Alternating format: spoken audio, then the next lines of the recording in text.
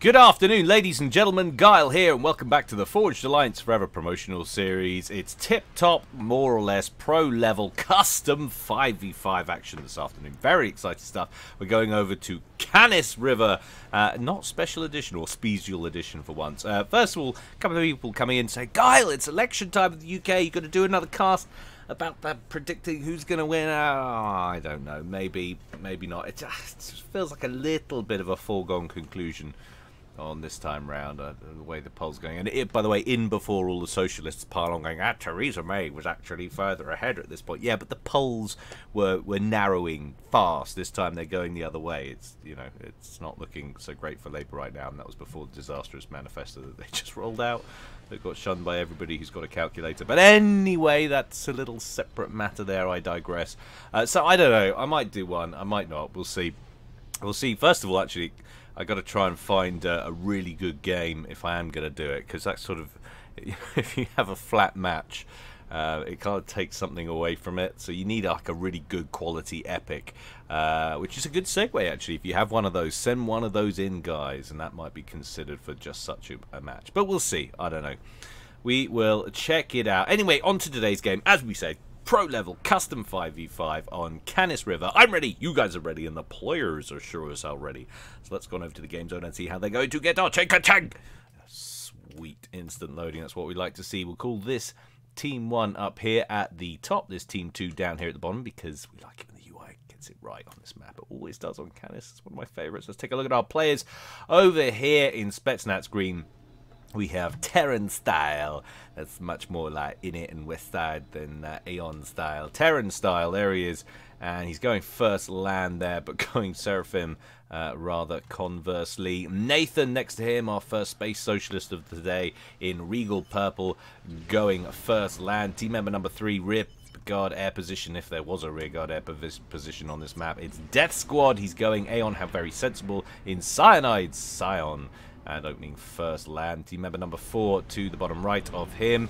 Another Seraphim, this time it's Mark Cohn, and he is going first land. And last but not least, up at the top right for Team 1, it's Sui, another spiky space socialist, and he is going first land there for that Cybern, and going in baby blue. So that's Team 1. Let's take a look at Team 2 down here on the bottom right. It's none other than the one and only Blackheart, the joy of Sopcom FA.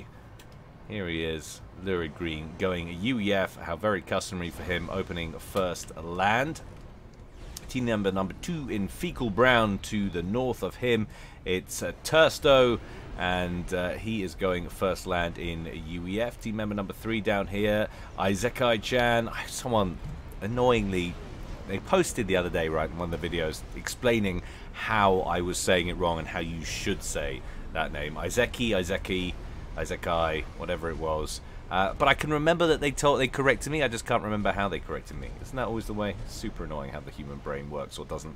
Next up after him, that was, so he's in Burgundy Red, going Seraphim first land, second air. Team member number 4, another Cybrin there on his way towards the middle in Vivacious Violet. How very fabulous of him. It's Protect Me 911.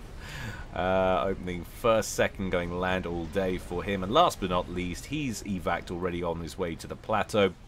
It's System Failure, another Cybrin there for him, so his failure is complete in what am I talking about? Elephantine Grey, going first land, going second land up here, that is his, yep, in the little entry way into the base area there. So that's what we have.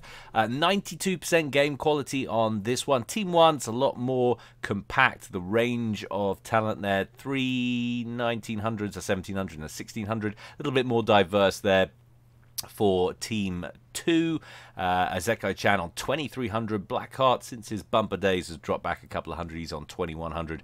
And then we've got 3 1600s there for the other 3. But still, 92%, that's what we more or less consider to be a balanced game. So let's check out our maneuvers. We've already got comms racing towards the middle, as you would expect. Nathan under the water in the middle. Death Squad moving south across the causeway there. Over on the other side, Marcone has branched out with his comm. And of course, going towards the plateau, as you'd expect, we've got Sui. He's going to stop to get that little mechs on the way out there. Couple of cheeky units out though from Tursto looking for engineers to kill there. You can hear some gunfire going off. That would be over in the west. A little bit of lab play going on there from Protect Me. Well, I didn't need much protecting, but didn't get much done either. Got a couple of shots off there onto that engineer. Might have got another one. I don't know how many of those were his. Looks like there might be one dead engineer though, so maybe picked off an engineer before he was rescued by Nathan. And this version of Canis has incidentally got some civilian structures in it. Can't see any point defenses or anything like that, so nothing that's going to threaten the comms, but a little bit of extra reclaim there. As you can see, Nathan scooping his fair share, and we've got a T2 mechs pre-built in amongst those, so all our intrepid comms have to do is capture that. But looks like Nathan's actually going to go for the recycle instead. Not sure which is more efficient. Never actually considered it. It's not a scenario that you come across early on, a pre-built T2 mechs.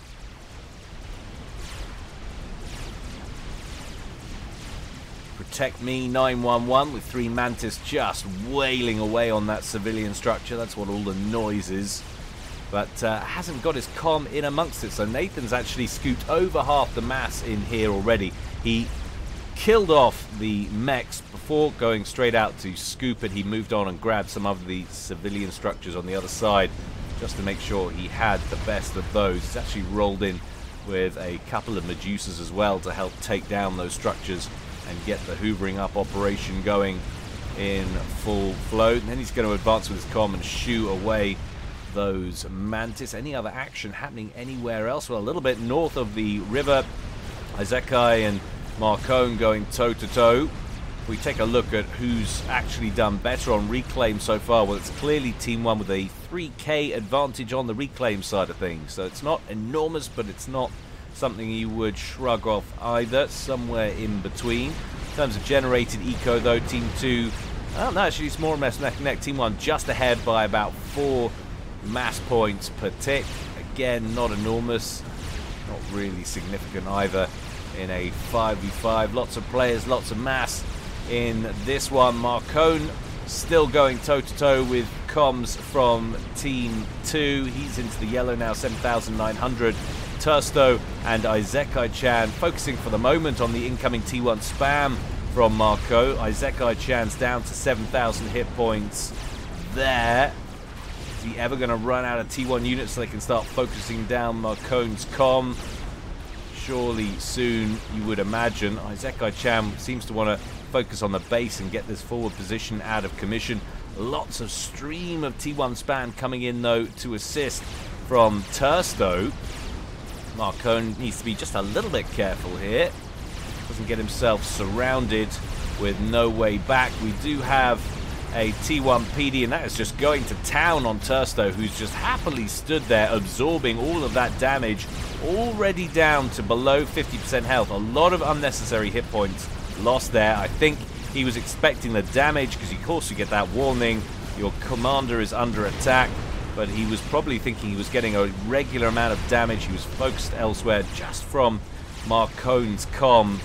Wasn't expecting he was getting all of that extra damage from a point defense. That's why it's always important to really keep an eye on where your comm is and what he's doing. And now he's continuing to advance. He's about to go into the red. There he goes, sub 3,000, and another T1 PD is built up. You could be forgiven for thinking this isn't a pro match because Tursto's just given his life away, completely unnecessary, at sub 10 minutes, 7 minutes and about 12 seconds. That is a travesty for Team 2. Is full share on? No, it's not. No fairies have to die today. How splendid that is. But that puts Team 2 on the back foot and in a pretty pickle early on.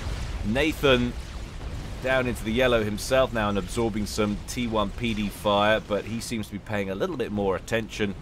And it's got a backup there from Death Squad as well. So Team 1 feeling free, I imagine, to be very aggressive now, having claimed that early scalp. Engineers from other Team 2 players who are still in the game rush in to cannibalize what's left of Tursto's old base.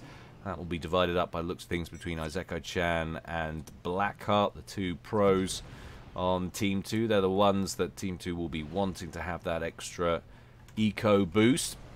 And then after all the craziness of the opening 6, 7, 8 minutes or whatever, it all dies down and gets a little bit calmer until a fracas breaks out over in the west. System failure advancing forward onto Terran's position. 2 bodies of spam there. His Terran is back here at his little forward base here, setting up some static defenses. Gets the T1 PD operational.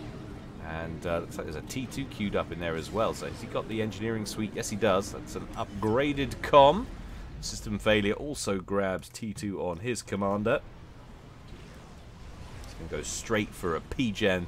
Rather conspicuous position, I got to say. I mean, you want to throw it down ASAP to keep your eco going. But of course, if your com's in a, you know, exposed position and you're throwing it right down where you are, then stands to reason your T2 P-Gen is going to be relatively exposed. That's right at the front of his base. A strong push forward from Terran, and that could be problems for his power grid. But I will leave it to him. He's the specialist. I'm just the bollock who talks over his talent. So we can get on with the game on that front. T2 upgrade on the way there for Nathan. Presumably going to upgrade at a reasonable rate. How's he doing? 62. Highest mass income at the moment is Blackheart, but remember he will now already be feeding off Tursto's base. Got 3 T1 mexes online there already, and he will be ecoing as fast as is humanly possible. You can see he's nearly at his first core T3 mex right at the back there. No, second, sorry. We do have one operational already. That's what's driving that high score. Nathan up to 79 as well, incidentally. So those two tying for the lead before, of course, Kirsten the commentator comes in and Blackheart jumps up to 97. I'll just stop talking about it now before anything else comes out of date before I finish saying it. That's the way it goes on this show, baby. Blackheart with his commander out front in touching distance of Zooey's quite significant Mantis horde lurking on the plateau there. It's going to retreat in the face of all of that UEF power, that muscle on that com. Look at that. That's a dude who lifts. He's permanently lifting with those massive things dangling on his forearms. Can you imagine how extraordinarily powerful that you'd have to be if that was proportional to a real human being? Of course it's not. A human being is just hiding up in the head somewhere because these are massive titanic structures. But it's fun to speculate nonetheless. Incoming bomber raid by the looks of things over in the west there from Terran. Now, is he just rallying to an area, or is he coming in for a bombing run? It does seem like he's got an attack order given. Is he going to go for the spam, or is he going for the main base? He's going for the spam. Bombs away. Nice spread. Oh, that's a good spread. Whittling down that pile. He's going to lose almost all of those bombers, if not all of them. One of them remains, but we've got those defending interceptors, those prowlers there from system failure. He's doubtful he's going to get another bomb off, and he doesn't. Down that goes. But still, thin that pile of T1 units out rather nicely. Nano repair upgrade on the way there for Marcone. And over here in the east, Zooey tangling with Blackheart, who has already transitioned to T2 on ground. Got 3 pillars in that pile. There is his T2 factory, or at least his nearest one. Doesn't look like it's in that first group. Is it all the way back here? Can't be. His HQ's back here. Surely he must have a forward one. Maybe not. Maybe not. Perfectly possible. I'm talking out of my bottom once again. T1 PD defending the causeway valiantly against those Ilshivers there in the background, which I believe, by looks of things, by their colour markings, belong to Marcone. Yes, indeed they do. Stomping around. See, there's 2 emplacements there on the causeway, and you've got Blackheart's units just to the left of that, so that's not an easy route in for Marcone. Blackheart, of course, shuffling backwards and forwards between protecting the causeway and any potential advance that might come in from Sui from the north. Decent number of T3 ASFs out from Izekai already, so he's at the T3 stage, and we are at T3 as well for Death Squad. Hasn't gone straight for mass ASF. He went for an early strap bomber, and he's got 1 kill on that already. He's not going to score any massively successful early bombing run, though, with the amount of ASFs that Izekai has got on the field already. More's the pity. I do love a good early strap bomb rush with successfully microed bombing run. There are a few things that make me tingle in my pants quite so profusely. I was recently asked, actually, by YouTube under new guidelines to commit to whether this was a child-friendly channel or not. I thought, I'm pretty child-friendly. I try not to swear too much, and then I do remember occasionally I say things like that, so probably not that child-friendly. So I ticked the box and said no, just in case, I don't know, something really surprises me and I want to shout fuck really loudly. I said it! Can't say the F word, I can't believe it, he never does that! Marcone absorbing a strap bomb to the face from Izekai-chan, who goes on to hit the spam up here belonging to Sui. How much damage can he do? We're starting to see some more ASFs being put out on the field now by Death Squad.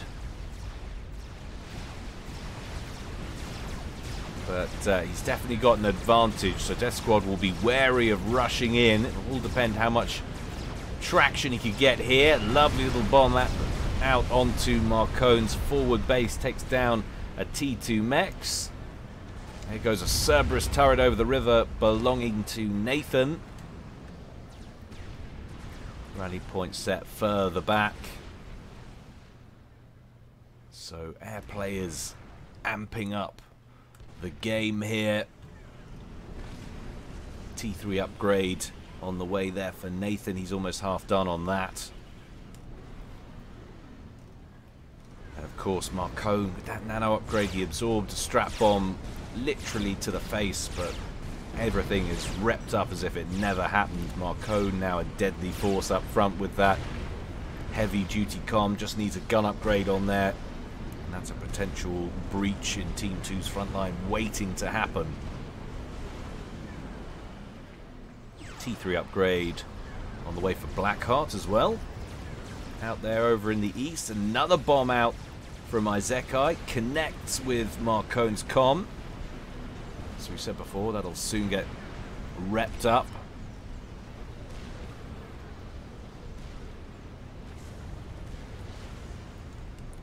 Apologies if you could hear me drinking there. There's nothing worse than the sound of somebody. Oh, air staging beacon. You see many of those these days. I like to see it. Yeah, nothing worse than the sound of people drinking or chewing. They suffer from that misophonia thing too. But now massive pressure inbound from Marcone and Sui, just pulling apart the forward defenses of Blackheart and Izekai-chan and open up a route into the causeway. Blackheart's got a couple of pillars on the ground here, but nothing substantial, whereas we've got bricks and Ilshivers storming forwards from T1. We got anything moving up down here from Blackheart? No, we haven't. And no gunships to boot either. We do have these 2 or 3 strap bombers lurking around from Izekai-chan. Now he's starting to produce Volthus to try and hit back at these forward units from Team 1. We've got the odd Redeemer in there. Or sorry, Bouncer. Someone getting my mobile T3 anti-air right, but looks like Izekai-chan was prioritizing those with the strap bombs. He can take those out, then he can move in with the gunships. He's got 2 or 3 of them already, but he's running out of time. Sui now knocking on the front door. Engineers for Blackheart hurriedly trying to get shields online, but they're not going to make it. The engineers are going to start going pop as those baby blue Cybrins turn up. Shield blinks on. It's going to save them a little bit of trouble, but a quick target prioritization will take that down.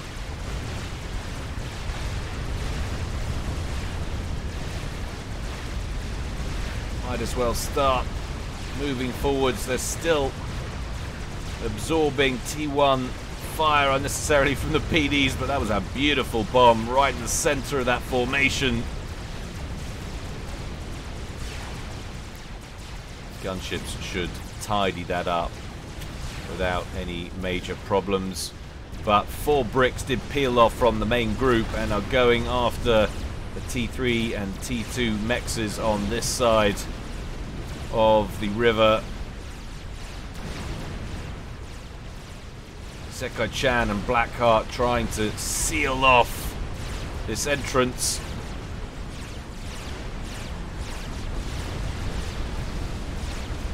Bullthus move over the river to engage the bricks, who dip under the water, having taken out both of those mexes, and now starting to move in towards the main bases. Bouncers turn up to cause problems for the gunships, who move away, but one intrepid brick from system failure turns up to deal with those, and that'll bring the gunships back in to engage those bricks once again. But they may well lose another T3 mechs here. Blackheart has got 3 Percivals lying in wait, though. All of that alpha damage, but I don't think it's going to be enough. Down goes the mechs. Ugh. Hard fought, hard won resource kills there from Team 1. And what's that done to the scores? Well, it's hard to say because I confess I didn't look at the totals beforehand, before that little incursion. But currently Team 1, well, almost 200 mass points clear on generated eco right now, and that's not a good position to be in for Team 2. But they certainly lost 4, 5, 6 or so mexes in that push. And I'm not sure who owned that, if that's ever been in Team 2's hands. It should be. I mean, it's on their side of the map, but where the front line's been drawn because we've been so focused on this side of the map. Meanwhile, a couple of trebuchets from system failure just parked up on the plateau there, lobbing shells intermittently down upon that forward base there belonging to Terran. Shields holding for the time being. See more trebuchets turn up as we're expected to do. There's another one going in now. Terran will have to do something about that, and this really is a base he's invested in. He's got a quantum gateway up and running, and soon to be 2 T3 P-gens. Definitely doesn't want to lose those. System failure now counter-pressing up towards Nathan. Shield gen holding for the moment, but the first Mantis are sneaking in below shield cover.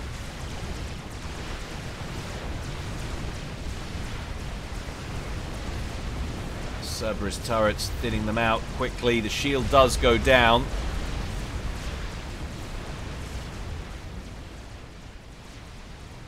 But no major damage going to be inflicted there. ASF's tangling on this side of things, and Death Squad seems to have evened the numbers up somewhat in air power. Look at that, 4 trebuchets now. That is going to be hard to sustain. Terran Style already has 3 T2 P-gens clumped around that quantum gateway with a 4th queued up. Can't afford to get pushed off this. Is too much invested in here. He's got 2... Is it 2? I don't remember. Yeah, 2 mexes. No, it's another confusing the T2 artillery pieces with mexes. Let me just go and see what we're at here. So no, so the next one is back here. I knew there was another one in the area, slightly further back, but still potentially at risk. But not happy with keeping up the pressure on that particular engagement. Instead, he is moving away as he lost a couple of trebuchets. I want to have a look at system failure and where he's heading now. So he's lost a couple, and that will be to the static Seraphim artillery places in places. We were just looking at one there and one on the other side. So nicely handled in that engagement. The relief of the land didn't save him. That high arc on those Seraphim artillery pieces, clearing the edge comfortably.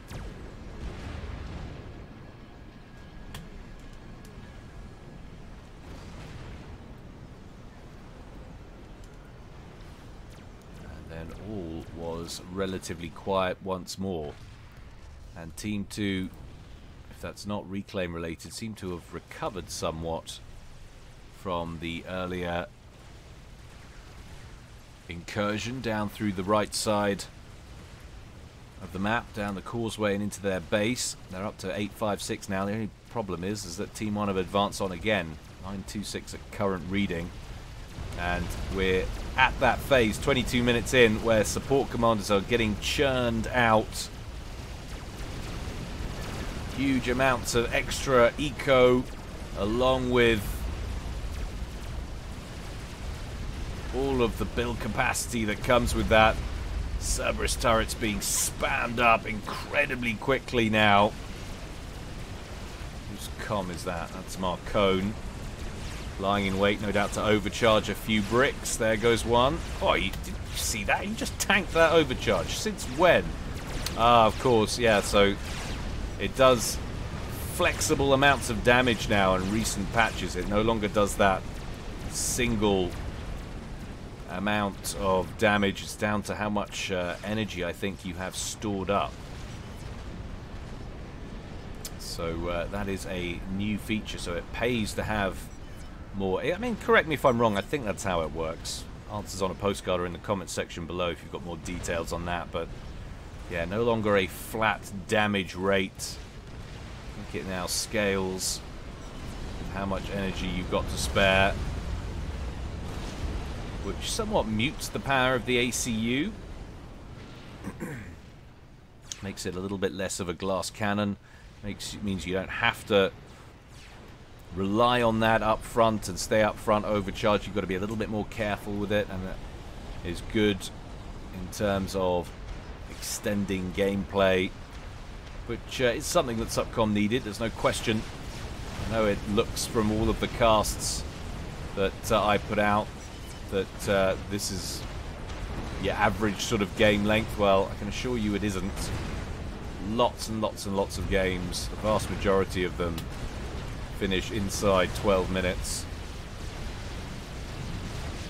Or have done historically. I haven't done any real recent calculations or anything like that, but that's certainly the way it used to be.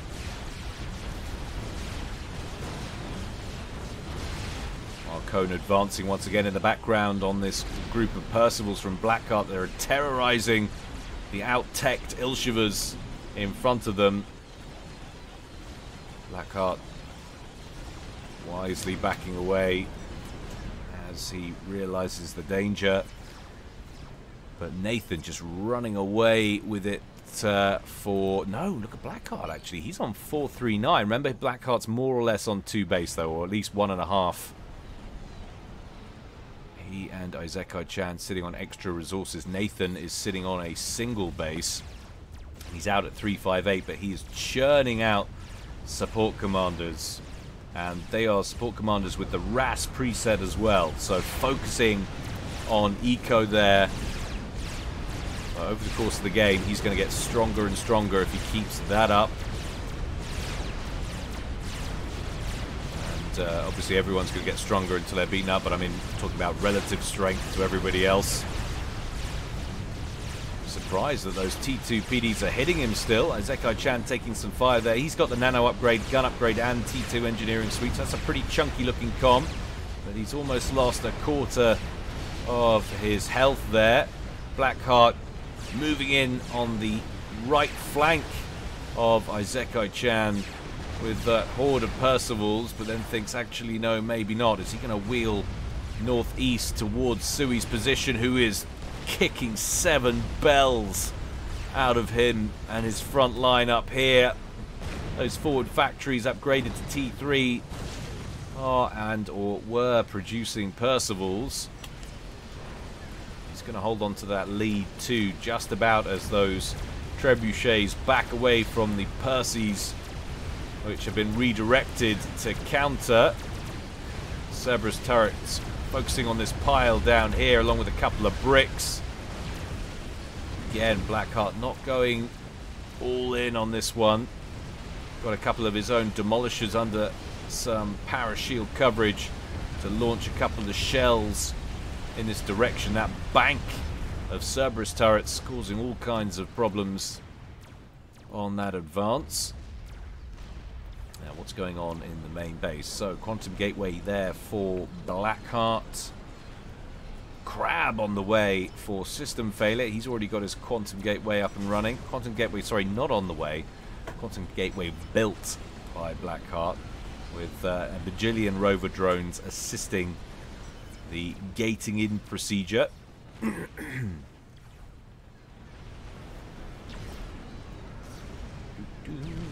going on up here? Anything of note?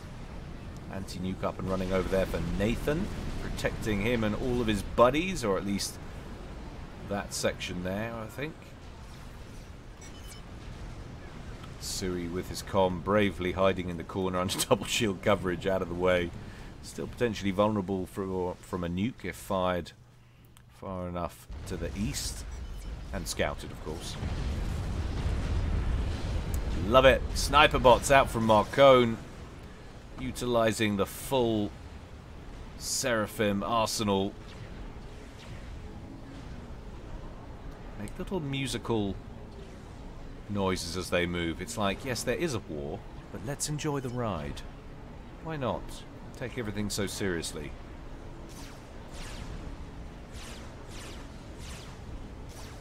Pew, pew.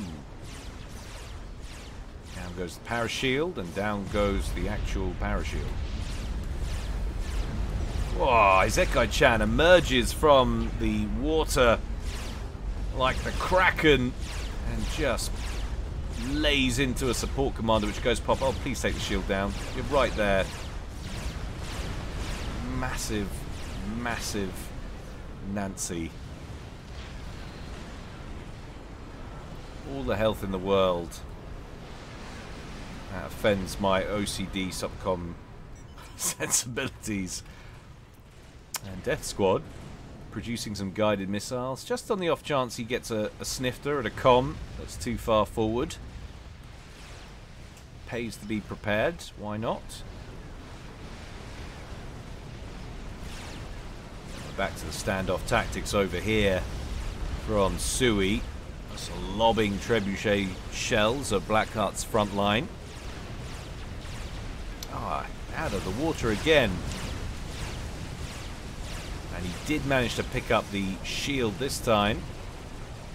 Quite managed to get that Myrmidon, but this might spoil his fun just a little bit. Harms completed by the horde of support commanders, and actually that will now clear this water out because he can't repel firepower of that magnitude. He's got some bricks lurking under there, or at least Protect Me does.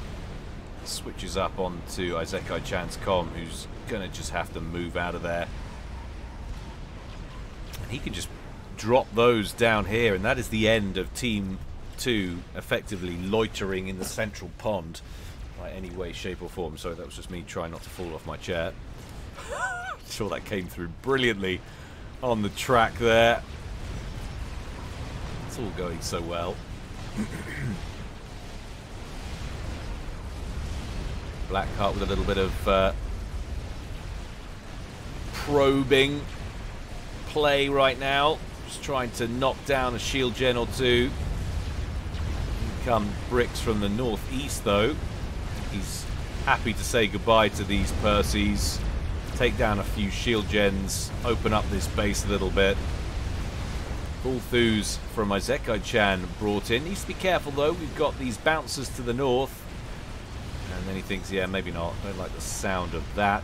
Meanwhile, what's going on the plateau? Oh, I got all excited for a minute. Of course, we are well into support commander territory, so No one with any sense on Team 1 exposing their comm to anything unnecessary. We instead have missile preset support commanders. How very exciting. Shooing system failure off that cliff. However, as we saw a moment ago pop up on the notification, that crab was finally finished. You can park that puppy up on the ridge. Might be able to cause some problems for Terran. That is dangerous stuff, though, all of those support commanders. They start to add up the damage, and they're super tanky. Isekai-chan, you massive bald Rambo. Seriously, what are you doing? That's so scary. Just skirting outside the range from that harms. No, he's not actually. The torpedo's just about still in shallow water. Coming over the edge there. Support commanders come forward to immediately span up another one. And Isekai-chan's going to have to back up. Surely now. That's so much damage. 2 harms locking into the commander. He does have nano repair on board that puppy. Marcone advancing now on another harms. Look how quickly they're building that. Nathan just spamming things up. Isekai-chan needs to do a runner and do one quickly. Now he's got sniper bots from Marcone parking up on the other side of the river and going after him. Eesh. Just gets to safety. That was pretty terrifying. Back over in the west, meanwhile, that crab is engaging, and those support commanders from Terran spammed up a couple of shields and then put a few more of those highly successful Seraphim T2 artillery pieces, and that has almost killed the defenses, or at least the shield defenses on that front line, but they blink on just in time. The support commanders have dropped back. Might as well just send the bricks in, take all that down, and withdraw. I would turn the crab round and use it as long-range artillery. Now it's Marcone who's going to step across the river and advance, and all of those hordes of support commanders we saw from Nathan just rolling forward and spamming up Cerberus turrets in the world's biggest point defense creep you've ever seen. Marcone under pressure from Isekai-chan, who comes back into the fray. But those shield gens there from Protect Me are just collapsing. Marcone, though, taking a lot of fire. About to go down into the red. 15,000 hit points there and falling.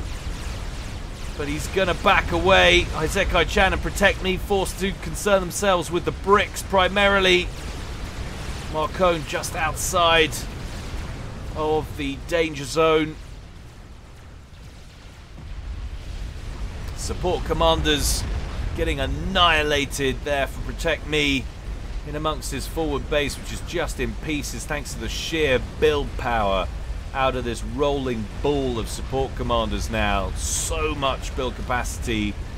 Nathan up to 714 mass per tick and growing. Look at the amount of engineers and support commanders assisting the gate-in operations over here.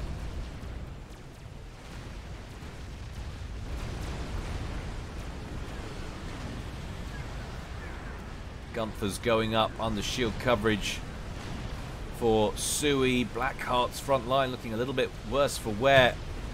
Team 2 just been on the back foot this entire game, waiting for Blackheart or Isekai-chan to pull out a Hail Mary and change this around.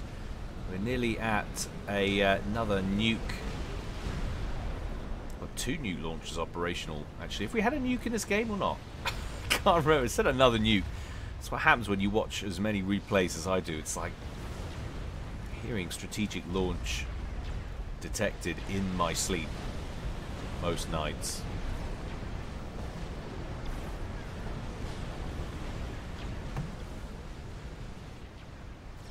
As we said before, that central river section, just a no-go area now. I like that, though. That's pretty massive expenditure from Blackheart for boats that can't go very far up the map, but 2 T3 summits really making use of those long-range cannons. And there goes the nuke. Where is it headed? It's going just north of the river. It's going to isolate all of these support commanders on the south side of the river. If that connects, I'm not seeing any strategic missile defense. Doesn't mean it's not there, of course. Yeah, no, there it is, but it's not loaded. And that is going to hit.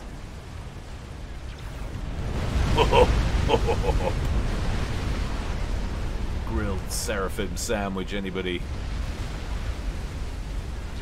With a side of Cybrin fries.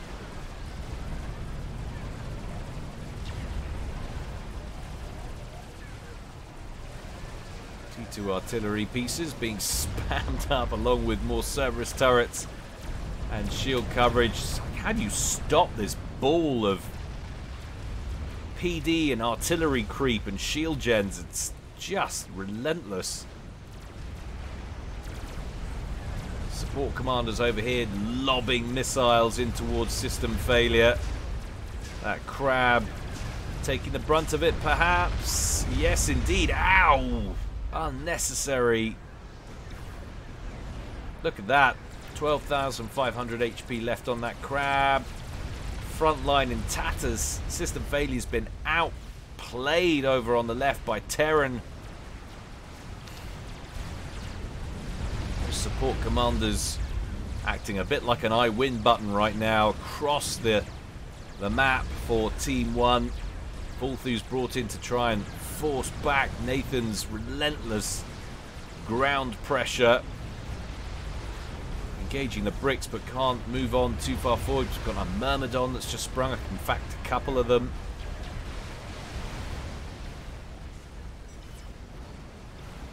This is just not going well for Team 2. New crab out from Protect Me. Let's see if this gets him anyway. He's going to transfer control over to that. Over to Isekai-chan.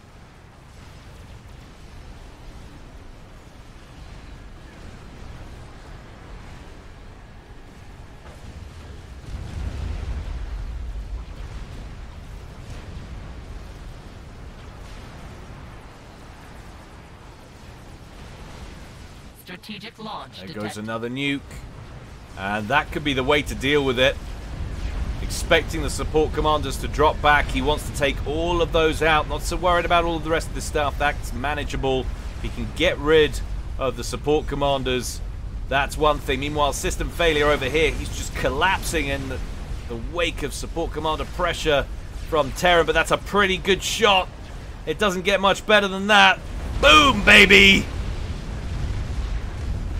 And Nathan went from like 650 mass there prior to that nuke over to 512. In come those guided bombs we saw a minute ago. What happened there? Did the aftershock from the nuke just get them, or did they run out of fuel? It looked like they were being brought in to deal either with Isekai-chan's comm or in fact the megalith. They were going to have a hard time anyway as Isekai sent a detachment of ASFs to deal with them. But system failure's just been ejected from the plateau in the west. And that's going to fall into Terran's hands now. So they might have stemmed the pressure coming down, say more or less the middle, but they are leaking at the edges now as we go over to the east. And Sui just tearing a new one in Blackheart's forward base with all of his Percival's. Bricks, sorry. God, it's going so well today. Fulthu's brought in from Isekai-chan to try and counter. They haven't got any anti-air of their own. Are there going to be any air forces detached and sent in? No, it doesn't seem that way. And 2 chickens coming directly down the center as well. Isekai-chan needs to reorientate his crab. Oh, but just like system failure, he's taking unnecessary tac missile fire. Oh, no! Look at that. Down to 8,000. how about those missile support commanders? They are brutal. So much flexibility on the field. Hands up everybody who thinks support commanders need a nerf. I do. Not a massive one, don't make them useless, but just a little one. Make them a bit more fragile because they are just a walking death ball at the moment. They can build everything, they can kill stuff, they're tanky as hell en masse. And they've got awesome cross functionality as well if you choose the right presets. Chickens under Volfu fire, but there's that air wing from Death Squad. Isekai-chan postures to retaliate, but doesn't send them in. We do have Blackheart's Fat Boy over in the east trying to chase down these chickens, or at least put as much fire down on them as he can. Crab started by Isekai-chan, being finished off by Blackheart's support commanders. It's just a race now to see who can get the most experimentals out. 38 minutes gone. What's happening in the main base? Just in time to zoom in and find Blackheart starting a Novak center, so we're starting to move into more of a standoff situation, late game artillery, and we already have one piece online. Who's got that? I missed that. Staring me in the face, no doubt.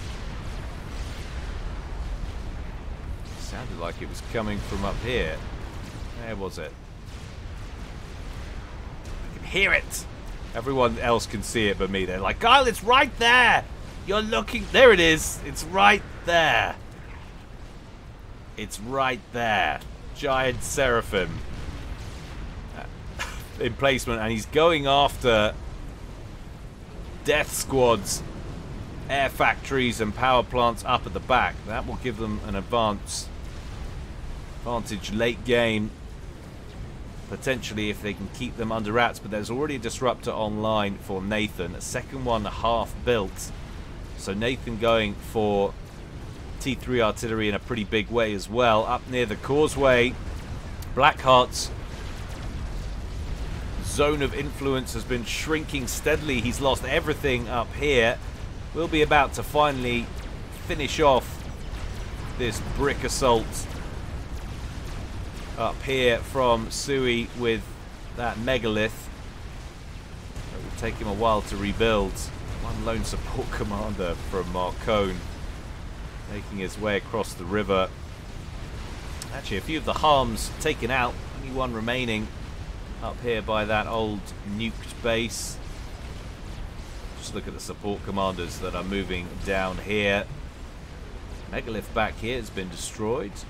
Probably again to support commander TAC missile fire. Just been absolutely instrumental in this game. The ground fire being put to use there. Quality aiming.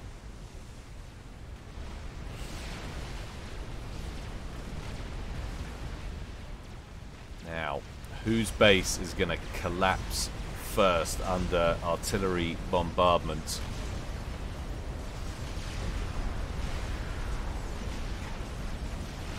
Shield coverage on the edge of Isekai-chan's base, and not only that, I mean, it's round 2 of his core mass as well, so it's kind of important.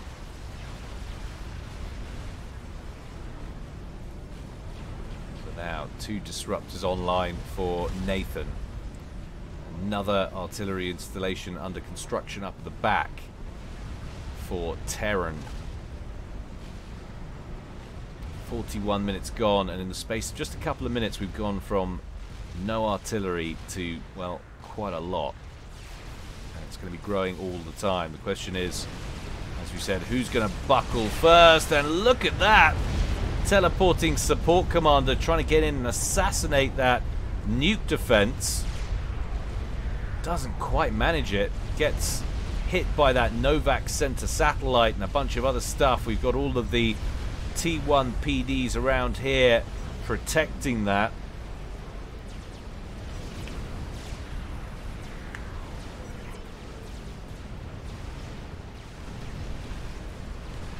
Strategic launch detected. Oh Strategic man, launch and the detected. nukes are fired off in desperation as Isekai Chan's shields collapsed. He's lost his artillery at the back. Does he have another nuke ready to go? Yes, he does. He might as well get the next one out. He's probably going to lose that. He double nuked over here, so this is a close fire support, a nuclear point defense against the support commander incursion over here. He gets a decent amount of the ones in the front pack. The ones at the back avoid it. Good split there from Terran. But still, the shells raining down upon Team 2. This is a tall order now for them. This was just the most unbelievable carnage across the map. It's just going all the way throughout this game. Fighting up here, over on the left, down the middle. Now standoff tactics, hitting the bases simultaneously. New artillery installation hurriedly under construction. They're going after the Novak Center. Where is the satellite? Hard to tell Strategic launch at the detected. moment. Team 2's experimentals cross the river. System failure. Control case is calm. That is the start of the capitulation. Just as a nuke is sent out.